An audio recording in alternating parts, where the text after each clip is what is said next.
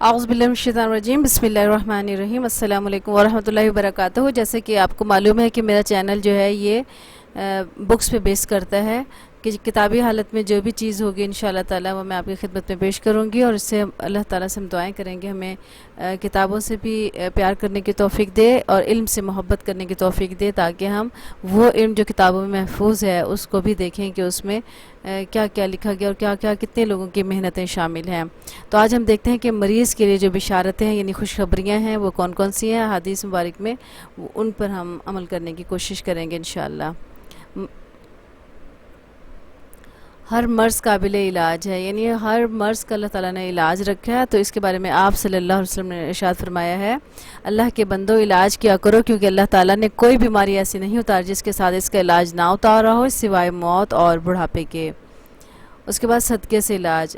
رسول اللہ صلی اللہ علیہ وسلم ارشاد میں اپنے مریضوں کا صدقے کے ذریعے علاج کیا کرو، یعنی جب انسان بیمار ہو تو اس کو چاہیے کہ وہ زیادہ سے زیادہ صدقہ کرے۔ آب زمزم سے علاج، آپ صلی اللہ علیہ وسلم نے ارشاد فرمایا، بخار جہنم کی گرمی کا اثر ہوتا ہے، اس لیے اسے آب زمزم سے ٹھنڈا کیا کرو، مراد یہ کہ آب زمزم پیا کرو یا پانی میں۔ دیکھیں ایک حدیث مبارکہ میں یہ آتا ہے کہ اگر آپ تھوڑا سا آب زمزم پوری بوتل میں، پانی کی بوتل میں ڈال دیں گے تو وہ پوری بوتل آب زمزم بن جائے گی، لہٰذا اپنا جو آب زمزم ہے وہ پانی کی بوتل میں ڈال لیں، جو پینا ہے تو اس کو اپنی تکلیف کے وقت پیتے رہیں، تو انشاءاللہ بخار بھی اتر جائے گا اور جو بیماری ہیں وہ بھی ٹھیک ہو جائیں گی۔ بیماری پاک کرنے کا سبب ہے، یعنی اگر کوئی تکلیف آ جائے تو پریشان نہیں ہونا چاہیے، دراصل وہ بیماری آتی ہی اسی لیے تاکہ وہ ہمیں گناہوں سے پاک کرے۔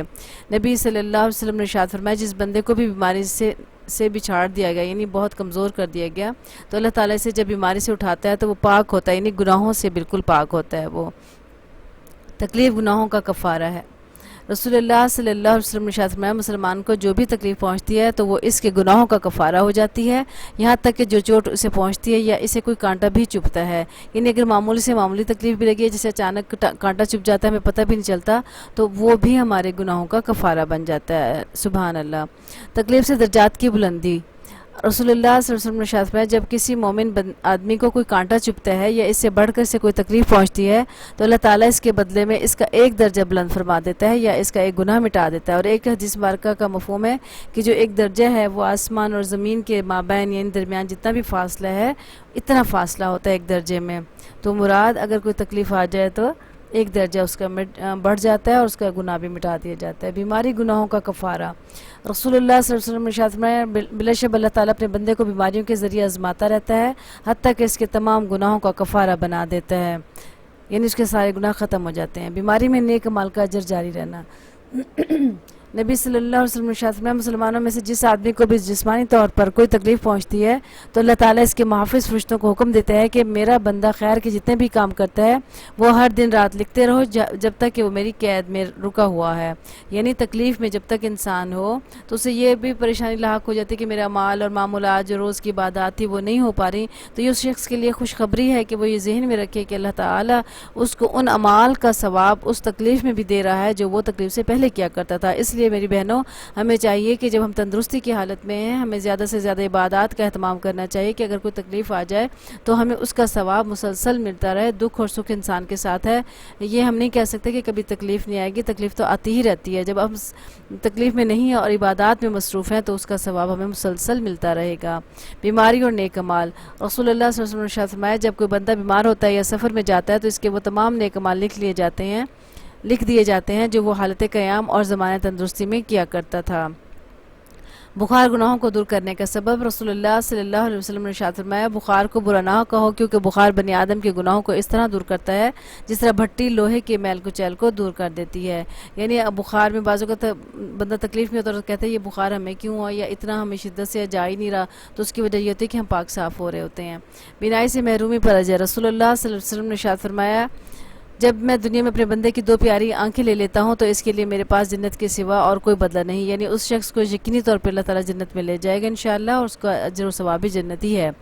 جل کر پہلو کے در سے مرنے والے کا اجر، رسول اللہ صلی اللہ علیہ وسلم نے ارشاد فرمایا، اللہ کے راستے میں قتل کے سوا 7 اور بھی شہید ہیں، تعاون کے مرض سے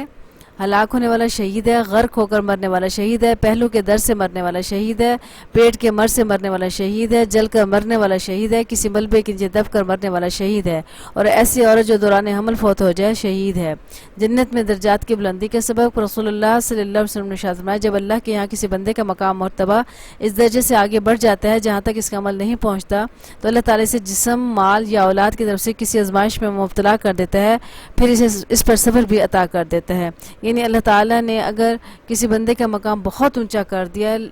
اور اپنی منشا اور مرضی سے، لیکن وہ انسان وہ عمل نہیں کر پا رہا، تو اس کے لیے پھر یہ آزمائشیں اترتی ہیں جو آپ نے فرمائی ہیں۔ مرگی کے مریض کے لیے اجر، نبی صلی اللہ علیہ وسلم نے ارشاد فرمایا، اگر تم چاہو تو صبر کرو۔ ایک کالی عورت نبی صلی اللہ علیہ وسلم کی خدمت میں حاضر اور عرض کیا کہ مجھے مرگی کا دورہ پڑتا ہے اور اس پہ میرا صدر کھل جاتا ہے، یعنی اس کا لباس اتر جاتا ہے، اس لیے آپ میرے لیے دعا کریں۔ نبی صلی اللہ علیہ وسلم نے ارشاد فرمایا، اگر تم چاہو تو صبر کرو، تمہارے لیے جنت ہے، اگر چاہو تو میں اللہ سے دعا کروں کہ وہ تمہیں صحت اور عافیت دے دے۔ اس نے عرض کیا کہ میں صبر کروں گی، پھر کہا اس میں میرا صدر کھل جاتا ہے، اس لیے آپ دعا کریں کہ صدر نہ کھلنے پائے۔ آپ نے اس کے لیے دعا فرمائی۔ یعنی ہم یہ نہیں کہ تکلیف اور پریشانی کو دعوت دیں، ہمیں کسی تکلیف اور پریشانی کو بلانا نہیں چاہیے، دعوت نہیں دینی چاہیے کہ یا اللہ مجھے بیمار کر دے، ایسے نہیں کہنا چاہیے۔ اگر تکلیف آ جائے تو اس پہ صبر کرنا چاہیے اور ساتھ ساتھ ہمیں دعا بھی مانگنی چاہیے۔ یہ دونوں باتیں اس حدیث مبارکہ سے ثابت ہیں۔ موت کی تمنا نہ کرنا، رسول اللہ صلی اللہ علیہ وسلم نے ارشاد فرمایا، تم میں سے کوئی شخص موت کی تمنا نہ کرے، کیونکہ اگر وہ نیک ہوگا تو امید ہے کہ اس کے اعمال میں اور اضافہ ہو جائے گا، اور اگر وہ برا ہے تو ممکن ہے وہ توبہ ہی کر لے۔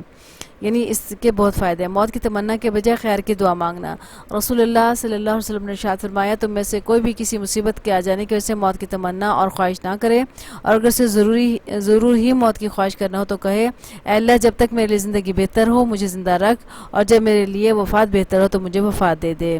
بچوں کی وفات پر صبر کرنا، نبی صلی اللہ علیہ وسلم نے ارشاد فرمایا، کسی مسلمان کے اگر 3 بچے فوت ہو جائیں جو بلوغت کو نہ پہنچے ہوں تو اللہ تعالیٰ اس رحمت کے نتیجے میں جوان بچوں جو ان بچوں سے وہ رکھتا ہے، اس مسلمان کو جنت میں داخل کرتا ہے۔ موت کے وقت کلمہ پڑھنے پر جنت کی بشارت، رسول اللہ صلی اللہ علیہ وسلم نے ارشاد فرمایا، جس شخص کا آخری کلمہ لا الہ الا اللہ ہو اس کے لیے جنت واجب ہوگی۔ اللہ تعالیٰ ان تمام احادیث مبارکہ کو ہمیں اپنی زندگی میں شامل کرنے کی توفیق عطا فرمائے، اور علم کے ساتھ عمل کرنے کی ہمیں توفیق عطا فرمائے، اور ساتھ ہی علم دین حاصل کرنے کی بھی ہمیں توفیق عطا فرمائے، اور علم حاصل کر کے آگے پھیلانے کی، آگے دینے کی بھی توفیق عطا فرمائے، اور ہمیں یہ تمام علم ہمیں خود بھی حاصل کرنا چاہیے، عمل کرنا چاہیے، اوروں کو بھی اس پر عمل کرنے کے لیے کہنا چاہیے۔ آمین یا رب العالمین۔ اللہ ہمیں اس کی توفیق عطا فرمائے، آمین۔ السلام علیکم ورحمۃ اللہ وبرکاتہ۔